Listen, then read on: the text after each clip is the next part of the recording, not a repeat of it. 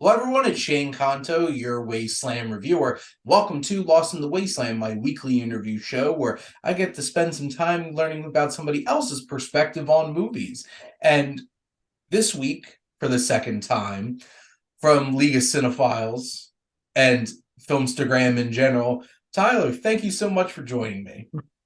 Hey Shane, thank you so much for having me back. I'm really happy to be back here again. Awesome.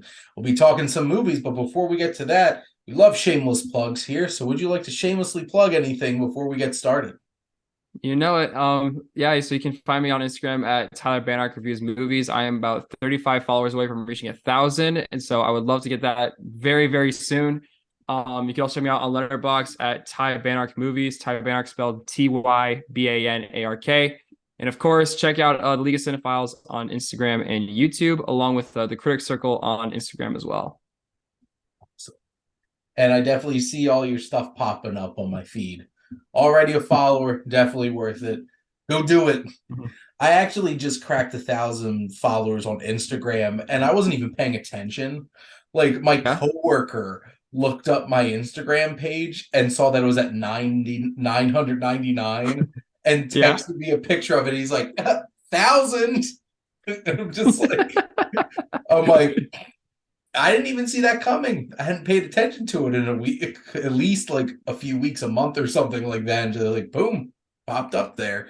Those milestones are Yeah. awesome. So hopefully soon you'll get there and Yeah, maybe they'll get you a couple. yeah, I still, yeah, it was, I kind of had like a revelation too. Like I was just on Instagram the other day, like a couple months ago, and I just looked at my follower count. I'm like, oh wow, I'm like, I got 50 followers to go now, and so like we're closing in on it. You're getting there. So You're I definitely get almost that feeling. there. So yeah, And you can only have so many digital marketers pop hmm up and try to follow your page. yeah, Oh my God. Every day. It's just like, you would improve your numbers? Not that way. yeah. But we're going to get things started. And I like to call these first couple of questions kind of the watch list questions. Now, Tyler, what's Okay. a previously released film that you've never seen that you're most excited to check out? Yeah, so I got a double answer for this one. And because a while back I did a post on like 10 movies I am ashamed to admit that are on my Mm, watch list, and two that resonate with me to this day because I've knocked out a couple already from that post. mhm. But two movies I'd say that I haven't seen yet that have been on my watch list for a long time now are 2001: A Space Odyssey and Lawrence of Arabia. And the reason for this is because I'm waiting for the right time to Mhm. watch these movies, because a lot of people have said that there's a certain way to experience both of those movies. And so I really want to I'm saving for the right time to check those out, whether it's in theaters on like an IMAX or on the biggest screen I could possibly get my hands on, or just a day where I just have like 2.5 3.5 hours to kill, and I could just sit at home watching on a big TV or whatever I can. I just want to, I just want to make sure like I'm in the right mindset, and like the if it feels right to watch those movies. Now, when you said the right atmosphere to watch 2001: A Space Odyssey, it's half tempted to think somebody told you to drop acid. Uh, it's a ride, but it's because I've definitely heard people say stuff like Yeah. that before. But no, it's true. I was frustrated because I remember they were playing 2001: A Space Odyssey at an IMAX theater near me. This was Hmm. probably back in 2018, and I was Okay. working that night, and I'm like, Oh. no, because it would have been a really cool experience to see that on a big screen. And Hmm. what, that come out in 68? Yeah, I think so. Late 60s for sure. It's an anniversary. It's a five anniversary. Come on. Yeah, it's yeah, 55 this year, I believe. So It's like yeah, if someone could please do a release something, I'd be more than happy to buy a ticket. Fathom, TCM, Ben Mankiewicz. Make it Your happen. move. Your movie, get that back in theaters. But no, those two films would be really cool to actually watch in a theater. Hmm. Yeah. I watched 2001 back freshman year of college. and for the first time. And then I remember getting Lawrence of Arabia for $2 on Black Friday uh, from Best Buy and watching that for the Yeah. first time.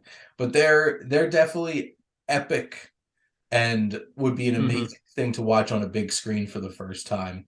Oh yeah. Now, taking things and looking into the future. Hmm. So it's May 2nd, 2023, as we record this. What's a film that hasn't released yet that you're most excited to see? Yeah, so there's quite a bit. There's a lot of directors who, I'm really eager to hear what their next project is. But in terms of, let's keep it in 2023. I'd say one project I'm really excited for. Well, there's two actually, and it's happening they're both going down on July 21st. It's probably the movies that everyone and their mother is probably excited for. It's Barbie and Oppenheimer. Mm-hmm. So Chris. So Oppenheimer, I'm a big Christopher Nolan fan. I've been a fan of his work for years. He's one of my favorite directors of all time. And I hear that he, making this World War II biopic about J. Robert Oppenheimer and the Manhattan Project really piqued my curiosity. And the stacked cast he had with it is impressive. Especially also given the fact that this is his first film that he made that's not with Warner Brothers since I think before Insomnia. So You that's done that's messed one up, side of Warner it. Brothers. You done Yeah, messed up. yeah. And then on the other hand, you got Barbie, which, what's there to say about Barbie that hasn't already been said? You got Greta Gerwig and Margot Robbie, Ryan Gosling, and a hugely stacked cast. The trailers look, incredible and look like Warner Bros. Gregor put a ton of detail into it, and they knew exactly what they were doing with this project. And I'm really excited for it. I mean, I have like a Margot Robbie and Robert t-shirt in my closet with pics of her from the behind the scenes photos, and I'm excited for both these movies. And I'm still a little torn whether or not which movie I should check out first that weekend. But yeah, they're both very exciting movies for obvious reasons. Be an exciting Thursday night double feature. Oh Um, yeah, 7, 21, 23. Uh, yeah, Thanks, Christopher Nolan. You've burned that date into my brain for forever. Because I remember sitting watching Nope. Theater went black. Syncope came on the screen. I'm like, and of course, you're going to get your first trailer for Oppenheimer, and hmm, I was very interested to see what kind of film this would feel like yeah, because it's a yeah, biopic, but it's a hmm, Nolan film, and then you watch the first full trailer, and you're just like, this does feel like a Nolan film. So it's like it yeah, feels like there's something else there than just like your hmm, standard biopic, which is exciting, and then Barbie. If I don't have an existential yeah, crisis because of this movie, I would be a little shocked. Like I'm hmm, expecting that kind of level of weird out there. Just it is Greta Gerwig and Noah Baumbach wrote this, hmm, so yeah, he has something up his sleeve yeah, to make you feel all kinds of ways. This is the man hmm, who wrote Marriage Story, so yeah, there you go. Um, yeah, but definitely a couple of very exciting films to be coming out, and one very exciting film weekend for that sure. we all get to look forward to. Now, this is always a fun question because a lot of people have a lot of feelings about remakes, but Okay. sometimes there's some great ones. But Hmm. Tyler, what's one film that you actually want to see get remade? Uh, yeah. So I've pondered this question a lot. I'm sure a lot of people in our communities have. I've felt like there are quite a few, but I think if there's one movie that I think I'm gonna answer this with a movie that I think didn't do so well that I think could be remade if it's done right, and that was Robert Zemeckis' 2003 film The Polar Express. So, and I say that because, I do think it was a cool film. And I think what Zemeckis was trying to do with it was astounding. But part of me did, part of it didn't sit well with me, mainly because of, what he was trying to go with all the motion capture and and I'll admit for the longest time watching that movie, I could not tell if if it was live action or animated. And, thus the whole, uncanny valley aspect of that movie. And but other than that, like I mean, everything else about the movie I think would work perfectly. But it just, it was just everything, all the physical stuff, just wasn't all that appealing. So I think if someone would remake Polar Express and do it in live action, I think as long as it doesn't look like, a giant CGI fest, I think it could really work some wonders. So you take everything that Zemeckis did in 2003, everything from, the grand aspect of the train to some of the musical numbers to like there's that one shot sequence where we follow the ticket going from like the train to to like a food pack of wolves to like a bird's nest and then back to the train. If it's done right, Mhm. and I think there's a lot of room for it to be done right. I think a live action Polar Express could be amazing. Robert Zemeckis jumped headlong into that motion capture animation technology Oh yeah. between Polar Express and Beowulf and Hmm.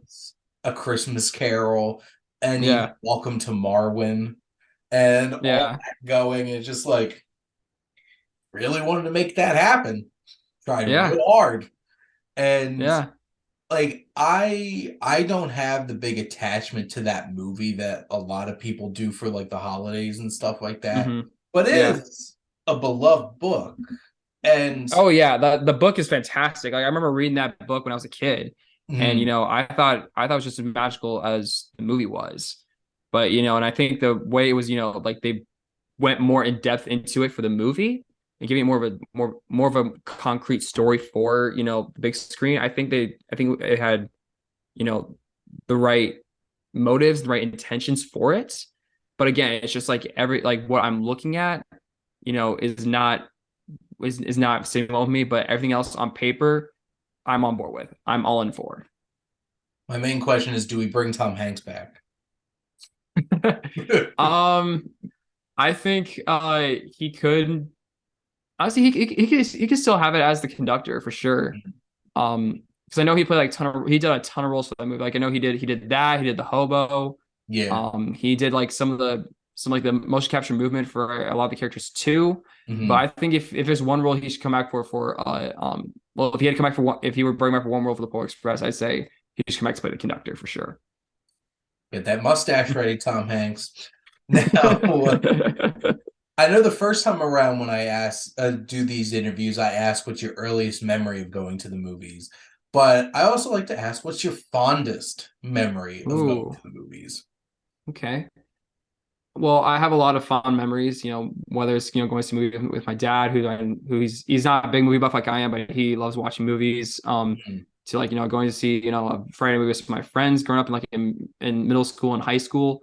But I think one for me was I remember when the Alfonso Cuarón movie Gravity came out in 2013, almost 10 years ago it'll be 10 years this October. I remember seeing that with my buddy Alan, and I remember seeing the first trailer and I was not a big fan of it. I thought it didn't look that good. But Mhm. then like the weekend it came, like the week leading up to its release, I remember hearing that like it got like so much praise and so much, everyone said like, oh my gosh, it's such a good movie. I'm like, okay, let's go check it out. Let's see how it is.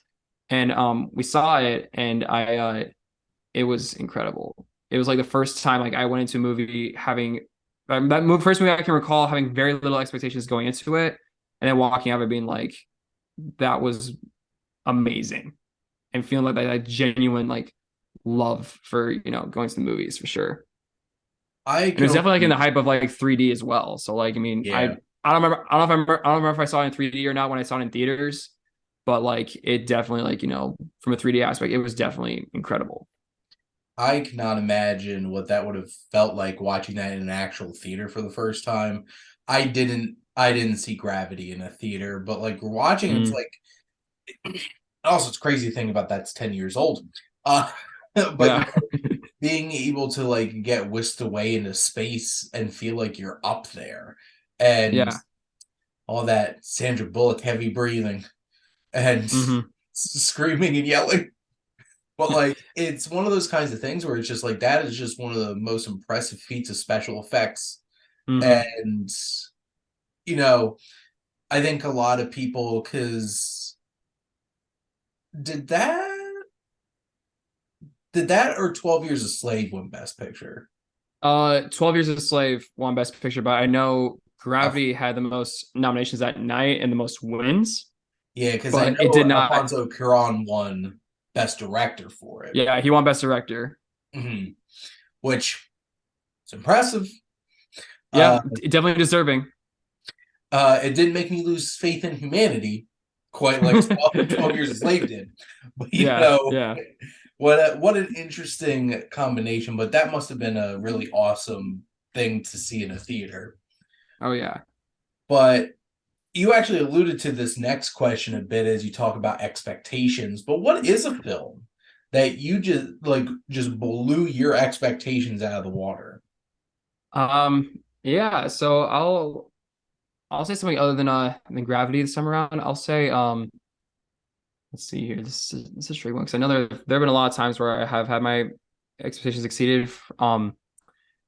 I'd say um I know recently I remember I remember when I was in college, I had a buddy who asked me, "Hey Tyler, have you ever seen the movie When Harry Met Sally?" Mhm. And I was like, "No, I have not." And he's like, "Okay, let's go sit down on the couch. We're gonna watch this movie." And I remember watching it, and it was I fell in love with it. It's like, I mean, I'm someone who thinks that rom-coms can be like really, really cheesy and pretty cliche, but like when Harry Met Sally, it's an honest rom-com, and it feels natural, and it doesn't. It feels like we like it invented the cheesy tropes that you see in a rom-com, like everything else after it, just like try to replicate that, but like basically built on like invented the tropes. But when Harry Met Sally, I just feel like that movie just felt so natural and honest, and like sometimes people can find it like kind of realistic too, Mhm. because especially and like what I love about it too is that with the couple at the center of it, Billy Crystal and Meg Ryan, they're not only do they have great chemistry, but like they also prove that like anyone can star in a rom com. I mean, you got like Meg Ryan, who she's gorgeous, and then Billy Crystal, he's not an ugly guy, but He's Billy Crystal. he's Billy Crystal. Yeah, exactly. And he fit right in. And like, I think, if you I think it like any actor can I think any actor like anyone can be like can be in the rom com, and like, like regardless of looks, like, anyone can be in a rom com, and like, if it's done, like I said, if it's done right, Mm. it can work a lot of wonders, I feel like. There's a lot of confidence there in Harry. Yeah. It's funny because it's Meg Ryan and Carrie Fisher, and then it's Billy Crystal and Bruno Kirby, and just like I feel Yeah. like they're both playing up on this one. And Yeah. Yeah. Yeah. but no, just Rob Reiner was on like the most killer streak a director could Oh, possibly for have. sure. For And sure. Especially in the 80s. that's a perfect movie. I just did that with my friends for our movie club that we have every Mm-hmm. month. And I can't think of any other rom com that makes me think so much about human dynamics and like Yeah. so many Oh yeah. questions and makes you want to talk Mm-hmm. about them. And it's just like that's something special, and it feels like they're doing it so effortlessly, and Oh it just yeah. works so well, so perfectly. Mm-hmm. Love it. Now, I don't know how much of a reader you are, Tyler, and this is Okay. always a chance when I ask this question, but what's a written work? So, like, you could use that Okay. very broadly. Okay. That you would love to see adapted into a film. Okay. Yeah, so I have thought about this question sometimes because I know there was a period of time in my life where I want to get into filmmaking, and shoot, Mhm. right now I'm kind of in the process of wanting to getting to screenwriting, and Mm. there have been quite a few times, but I know but if I don't know if I can narrow it down to one book, but I will say there is one author I remember from my childhood that I would be more than happy to adapt some of her books into films, and there's this author by the name of Patricia Polacco. Have you ever heard of her? I'm not sure. Okay, I don't know if her books I don't know if her books were before or after your time, but yeah. So Patricia Polacco, she was this children's author who made books such as like My Rotten Redhead Older Brother, Pink and Say, Thank You, Mr. Fokker. Just like a lot of these really good like children's books that I read a lot growing up, and Hmm. they're very, very good. And like these are like most of these books like based on like her own personal experiences, And I remember just like reading these books, and I'm like, and I thought to myself like, these are some really, really great stories, and I think they would work really well, on screen. And so, yeah, so for those of you watching, with Shane or like watching this video, I'd highly recommend you check out, like, just look up Patricia Polacco and like check out like some of her entire, like, book bibliography, or like, just if you find a book of hers, just go and read it. You will not be disappointed. Those are always exciting, having those authors when you were a kid that you just loved everything that they wrote and Yeah. getting a chance to latch on to it. I had Hmm. Cornelia Funke with like Dragon Rider and like Inkheart, which they did wind Yeah. up making Inkheart into a movie that was Hmm. quickly forgotten. Had Yeah. Brendan Fraser in it. Back in like 2008 or something like that. And so, which was crazy, was I was a huge Hmm. Suzanne Collins fan when I was a kid, and had Yeah. nothing to do with Hunger Games. She had Oh this whole wow. series, Gregor the Overlander, that I Hmm. just loved, and I'm like, forget these like Hunger Games prequels and stuff like that. You should adapt to that. What are you Yeah. doing, Lionsgate? I will say really quick, one other thing about mention about Patricia Polacco is that a lot of her books, they are, like kids can read them, without a problem, but like, sometimes they can get like pretty dark and like, have like, some adult themes to them. And I think Mhm. that's what resounded the most with me. Cause like I remember, for example, her book, Thank You, Mr. Fokker, is about a girl who grew up, she loved books, but like she wasn't able to, fully read like a page or like a few pages of a book until she's about like 10 or 11 years old.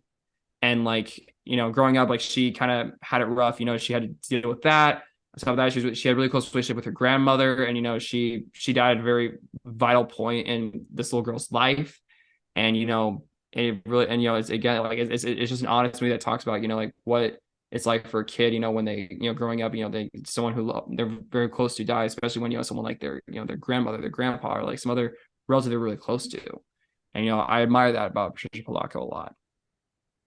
Well, it definitely sounds like some pretty moving works that'll destined to Hmm. make a lot of people cry in the Oh yeah, future if they wind up adapting these. yeah, yeah, yeah. Gonna be the next of Monster Calls. Oh That yeah. definitely hit me in. That was yeah. That I was a wreck during that for sure. Yeah, there you go. Now, Yeah. this is an interesting question coming up because I feel like there's such a range in how people feel about movie trailers at this point. Right. And I Yeah. know people that like movie trailer drops, got to have a whole reaction video and all kinds of stuff thrown in there. Mm-hmm. And I know other people who void trailers like the plague. Mm-hmm. Honestly, like 80% of the movies I watch now, I have never watched a trailer for. And Yeah. it's an interesting, refreshing experience.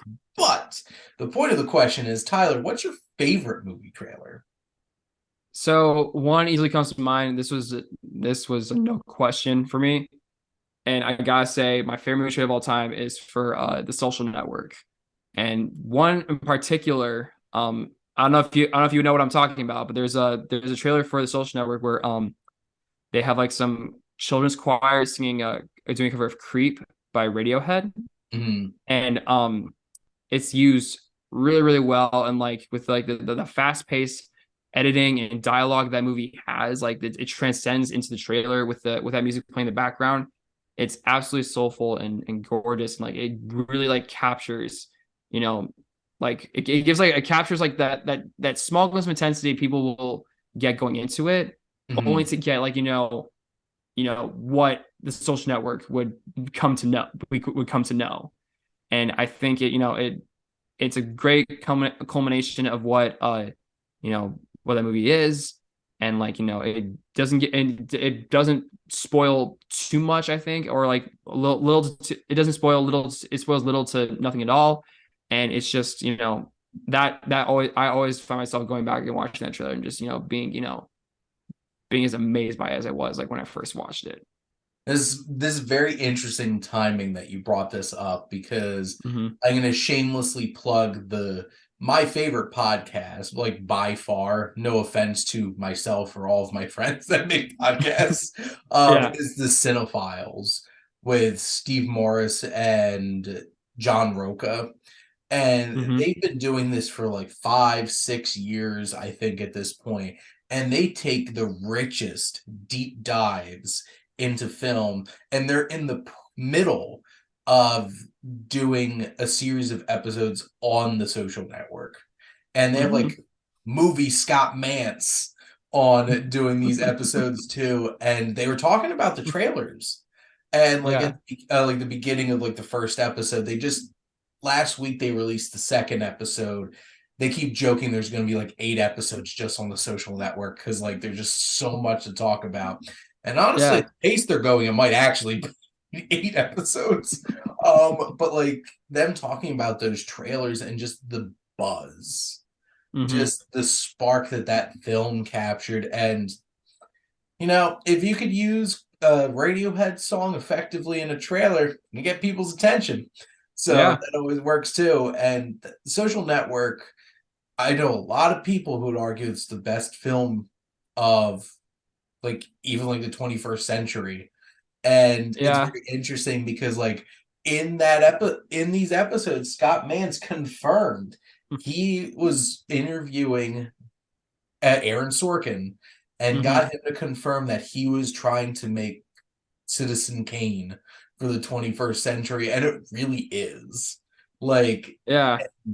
like as they're talking about it, there's so many layers to like, oh my god, there's so many actual parallels to these two movies. Yeah. But like that trailer, like the whole marketing campaign for that, just like, and that's why it's so fascinating. Like that's certainly a film that I did like exceed my expectations. Like it's a movie about Facebook, Yeah. but it's so much more than that. And Hmm.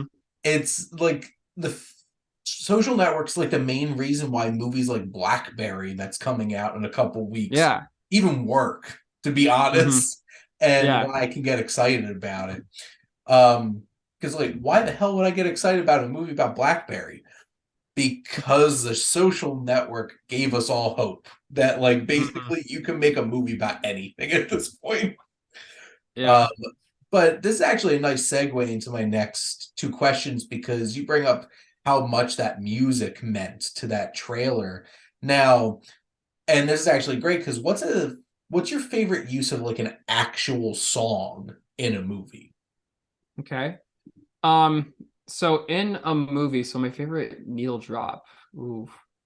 Um, that's definitely a head scratch for sure. Um, Honestly, there's so many to choose from. I know, I mean, there's a lot I could say. But we'd be here all night if I went through every single one of them. Mm. But I will say, this is going back to like my favorite trailer. But one I will say there's one Neil drop in this trailer that I really admire a lot, and it was for Licorice Pizza.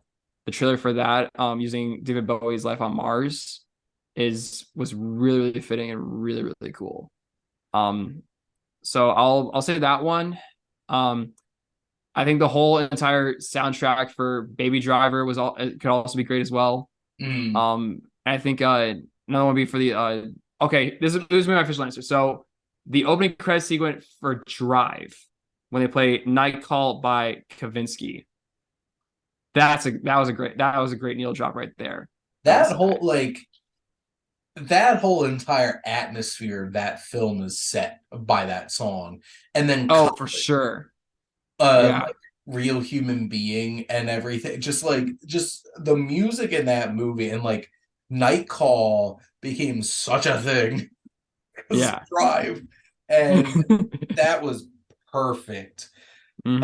Nicholas Winding Refn, it's like the one film of his that I actually really love. It's Hmm. like everything else is a lot. It's Yeah, a lot. But like yeah, that film was perfect in terms of yeah, every aspect, and that was 100% one of the most important pieces was the for music. sure. Now, moving away from actual songs, now Okay. I don't know if you listen to scores. If you're that kind Oh of yeah, I person, do. like to say. So if you're gonna pick one, you got to pick one score to sit down and listen to. What are you picking?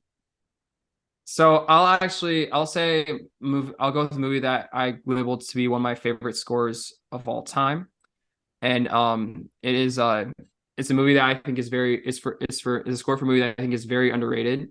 It's from A24, which I'm a big A24 Mhm. fan, and it's a score for the 2019 A24 film The Last Black Man in San Francisco. I I love that movie. It's Mhm. definitely A24's most underrated movie and probably one of the most underrated movies of all time in my opinion.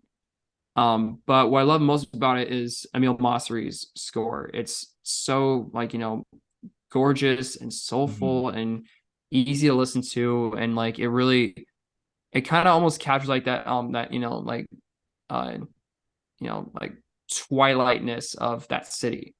And really, and I think also, like you can feel like the friendship between Jimmy Fails and John Mather's just characters in the score, like whether they're in a scene together, whether they're both riding on Jimmy's skateboard, or Mhm. they're just sitting on the back of a truck, bringing some stuff to the house. um I've listened to that soundtrack I've listened to that score so many times, and it's absolutely beautiful. So There's yeah, a definitely lo- my favorite film score of all time. there's a lot of really impressive scores from A24 films, and I appreciate Yeah. you bringing up that movie because it's certainly not talked about enough. And Yeah. it's a beautiful film in so many different ways. Hmm. The score certainly helps create that atmosphere around it, and it is a film that is plenty soulful, and Oh that yeah. score definitely brings a lot of that to the table for it. Yeah. I don't Now, think people go ahead. okay, I was gonna say like, and I don't think people recognize it enough as like the movie that this is the movie that gave Jonathan Majors his breakout role. yep. Like a lot of people say it's probably either Defy Bloods or Lovecraft Country, but no, I think this is Jonathan Majors like a star. Jonathan Majors is a Star is Born role, and he absolutely killed it. And I think a lot of people don't look at that enough. And I think a lot of people should start looking at like this is the movie that got Jonathan Majors to become the star he is. I mean, I know in today's climate, people might feel differently about him, but with like talk about a Star is Born role, John Majors Last Black Man in San Francisco, John Majors in The Last Black Man in San Francisco is definitely one of my favorite is up there as one of my favorites. That was certainly the first time that I noticed him in a film, Hmm. and he certainly made a splash because Yeah, like the two leads in that film are just fantastic, and yeah. really pull all of that together in terms of Hmm. that film. And yeah, it's a interesting time to be talking about Jonathan Majors. Uh, felt like he was on top of the world, crashing down. Yeah. So, Hmm. but my last question for you, Tyler, is what's the one thing you wish movies would stop doing? Okay. One thing most movies would stop doing. I'd say I'd say sometimes movies go for too much, or Hollywood tries to go for too much, a lot of nostalgia, and sometimes it's too much. Given we got Disney's doing the like basically all of Disney's like live action movies nowadays are basically they're live action. They're just remaking their previous films. I think and even sometimes like we legacy sequels. I mean, don't get me wrong, there have been a lot of great legacy sequels that have come out in the past few years, but I don't think that we should be doing too much of them. Like you'll I mean we have our Top Gun Maverick and Force Awakens and Blade Runner 2049, and like all those are are fantastic movies. But I think I think Hollywood needs to start being very careful when it comes to making legacy sequels, because sometimes they might not work the way they want it to, or like it might just it might be just become like a cliche, like or like it might become like superhero movies where like I'm starting to feel that superhero fatigue to Mhm. it. And so that's what I say is like if I could change one thing in Hollywood is just cut back on the nostalgia. And which is funny because I literally saw them talking about making a cliffhanger sequel with Sylvester Stallone. It's just like, Yeah. why? Like, why? And that's the world we live in. It's Yeah. like Yeah. Yeah. if you have a property that five people watched it 20 years ago, 30 years ago, 40 years ago, come back, Yeah. built-in audience. Yeah. Like, Hmm. I love Cliffhanger. It's a cheesy 90s action movie. Why the hell are we getting a sequel? Because that's the climate we live in, apparently. Yeah. And you got to keep doing that. And, I had no hope for Top Gun Maverick. Yeah. And then, boy, was I wrong. That's certainly a movie that exceeded my expectations. But, like, Yeah. it's just like everything just keeps coming back and getting sequels or spinoffs and stuff like that. And it's just like, Hmm. and it's Yeah. exhausting at this point, to be perfectly honest.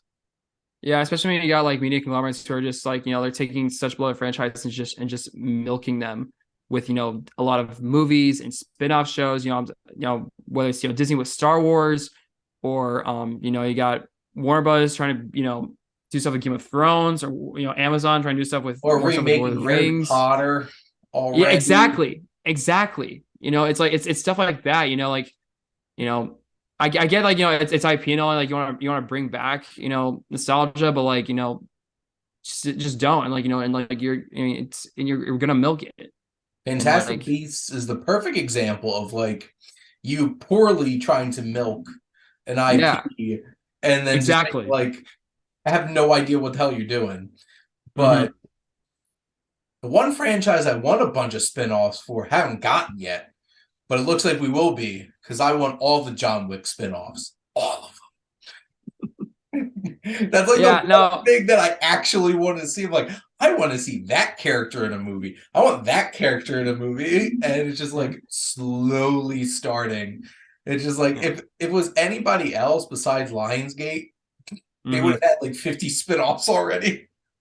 Yeah, I would say like I think in that case, I think they're I mean, if they pace it correctly, then I'd be okay with it.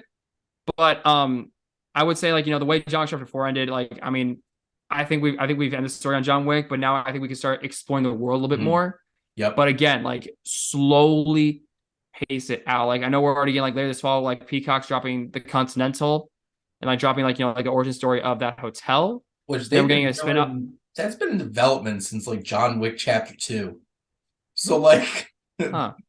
And been then like talking and then of about that. course Yeah. yeah, and then of course you got Ballerina with Ana de Armas, which is set to come out I think sometime in the next year or two. Yep. And so like, again, like exploring the world, I'm all for, but again, just take your time, do not rush, you know, it won't be and you'll be fine. It should not be too big of a problem. And stop spending your money on Hunger Games spinoffs. We don't want those. We want this. No offense to anybody who is actually excited for the Hunger Games prequel that's coming out. And that comes out my birthday week, and I'm like, and I don't care. So there you go. And I like the Hunger Games books and movies. I just Hmm. have, I don't know, just I feel like they should have caught that spark. Like, and that's always the thing too. It's always like 5, 6, 7 years too late. It's Yeah. just like you could have capitalized on this a while ago. And now it's like Hmm. it's 2023. When was the last time anybody was like, you know what? I want more Hawks. Like 7 years ago. Yeah. That's probably the last time anybody actually said Hmm. that. But Yeah. anyway. Now I always like to wrap up the show by having my guest ask me a question. Wild Okay. card. So Tyler, what would you like to ask the Wasteland Reviewer? Okay. All right. I'll have to think on this one. Okay. All right, I got one. So I don't know if I've asked you this on my previous one, but I'll ask this one. So what is one movie that you think on paper it doesn't work, but in execution it does, and vice versa? A movie that you thought works on paper, but in execution it does not. Lego movie. Like, how was that supposed to work? Like, it's literally just Legos. Like, Yeah. and I could not believe when I sat in that theater. It's the same thing as Barbie. Like, Yeah. Barbie's gonna be like the next Lego movie because, like, Hmm. I remember when they announced they were making a Lego movie. I'm like, about what? And it's just a bunch of Lego pieces and stuff like that. And then you see it, and then I should never have doubted Lord and Miller. And you're Hmm. just blown away by like that should not work. in any way, Yeah. shape, or form. But if you put something in Lord Miller's hands, somehow it's magic. Hmm. So, and he really made it, the two of them made that work so well. And Yeah. I enjoy the second one a lot too. I know not as many people like that, and Lego Batman was great. Ninjago was Hmm. like a bridge too far. It's Hmm. like you can only get me to laugh at Lloyd so many times before I just get bored by your movie. But Yeah. like that first Lego movie was fantastic, and it's just like Hmm. how like my wife and I were laughing more than any child in that whole entire theater. It's just like it's just like they made it and it worked. Hmm. And what's disappointing is there's so many movies that are just like on paper this should have been absolutely amazing, Hmm. and it just wasn't. Like Yeah. I think probably the most recent example, I'll try to think of something that I might feel a little bit more strongly about, like Amsterdam. Yeah. Like, come on, what are you doing, David O. Russell? Like, that movie was boring and messy, and just you have some of the most charismatic actors in the world, and you get this bogged down mess of a movie. And because, like, Silver Linings Playbook, love. I'm a huge American Hustle fan. Is it just him trying to make a Scorsese movie? Yeah. So Todd Phillips when he made Joker, that worked. So like it's the kind of thing where it's just like there's so many things going for Amsterdam and it was just like inert. Hmm. And I'm just sitting there like, no, this isn't, no, I don't like this. I would Yeah. say the hell? I'm completely blanking on the name of it. Olivia Wilde's movie that came out last year. Don't Um, worry, darling. Is yeah. that another example of Well, a movie I that would put works on that paper up but not there in if it, execution? I would put that up there as like, wow, this should have really worked, except you cast Harry Styles in it. So you shot yourself in the foot right off the bat. So I probably wouldn't put on there. It's just like, Yeah. why would you and I that upset me when Marvel cast him. And I'm just like, is there any way we could retcon that he wasn't Star Fox? Like, can we? Because I don't want to watch him act again.